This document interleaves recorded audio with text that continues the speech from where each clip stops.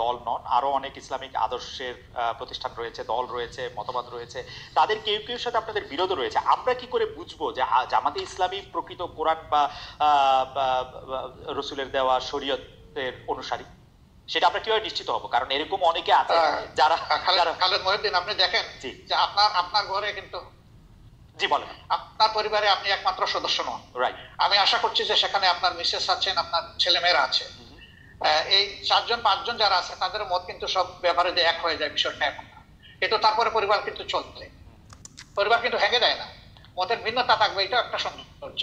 এবং ভিন্নতা যখন থাকে তখন অনেক কিছু ডাইভার্সিটি চিন্তা করার সুযোগ থাকে। আমাদের মধ্যেও সেই রকম ভিন্নতা আছে, এটা সকল ধর্মেই আছে, এই ভিন্নতা সকল ধর্মে আছে। এটাকে বড় কোনো ম্যাটার হিসাবে আমরা দেখি না। তবে যারা ট্রুলি মানে ইসলামের ফলোয়ার, তারা এক কোরআন মানেন, এক আল্লাহ মানেন, এক রসুল মানেন, এই 3 জায়গায় তাদের কোনো মানে দ্বিমত নাই।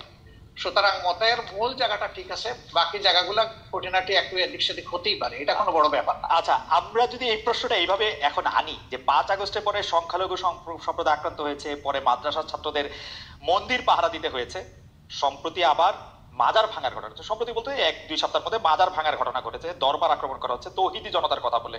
এই তৌহিদি জনতার বিষয়ে জামাতের অবস্থান আসলে কি? দরবার, পীর, ওরস, মাহফিল, সুফিবাদ, জামাতের একজন নেতা বা কর্মী ব্যক্তিগতভাবে এসব চর্চায় থাকতে পারে কিনা, অংশ নিতে পারবে কিনা? আমাদের দৃষ্টিভঙ্গি পরিষ্কার, এবং আমাদের দৃষ্টিভঙ্গি এটা নিজস্ব নেই, এটা কোরআনের দেওয়া দৃষ্টিভঙ্গি। সেটা হচ্ছে লা ইকরাহা ফিদ্দীন, দিনের ব্যাপারে কোনো বাড়াবাড়ি চলবে না। এখন কোনো মানুষের উপরে কারো আদর্শ চিন্তাধারা ছাপায় দেওয়ার অবকাশ নেই। মানুষের মনোজগতে যখন পরিবর্তন আসবে, মানুষ যখন নির্দিষ্ট কোনো আদর্শকে ধারণ করবে, তখনই সেই আদর্শ কেবল বিজয় লাভ করতে পারে। এটি তার নৈতিক বিজয়, এটি তার প্রশাসনিক বিজয়, এবং এটি তার রাজনৈতিক বিজয়। তা আমরা এই ধরনের কার্যকলাপের কখনো সমর্থক নই, এবং আমরা সমর্থন করব না। আর যেটা বলেছে যে মসজিদ আক্রান্ত হওয়ার পরে পাহারা, না, এই কথাটা ঠিক নয়। প্রথম 3 দিন কিন্তু বাংলাদেশে কোনো সরকার ছিল না। তা আমি মাঝে মাঝে বলতাম যে এখন প্রকৃত জনগণের সরকার চলতেছে।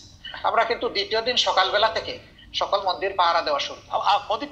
মন্দির পাহারা দিচ্ছেন আপনার, সেটি আমরা দেখছি, কিন্তু মাজার আক্রমণ সম্পর্কে বা মাজার ভেঙে ফেলা, তারপরে হচ্ছে দরবার আক্রমণ করা, সেগুলি সম্পর্কে পীর, ওরস, মাহফিল, সেগুলো না, আমরা এগুলা জোর করে কোনো কিছু প্রয়োগ করা, এটা আমরা পছন্দ করি না, এবং কারোই কোনো ব্যাপারে আইন হাতে তুলে নেওয়াকে আমরা সমর্থন করি।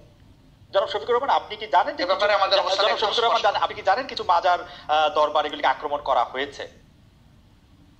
আমরা এগুলা জানি না এমন না, আমরা জানি, কিন্তু আমরা আমাদের সংগত জায়গা থেকে এগুলার প্রতিবাদ করি যখন যেটা আমরা উপযুক্ত মনে করি। জামাত ইসলামী কি এগুলা কখনো সমর্থন করে নাই, কখনো সমর্থন করব না। সমর্থন না করলেও আপনারা প্রতিবাদ কি করেছেন?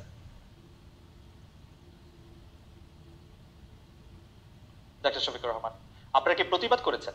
হ্যাঁ, আমরা করি না, আমরা নীতিগত প্রতিবাদ করছি। একদম আইটেম টু আইটেম যদি ধরেন সেরকম হয়তো আপনি পাবেন।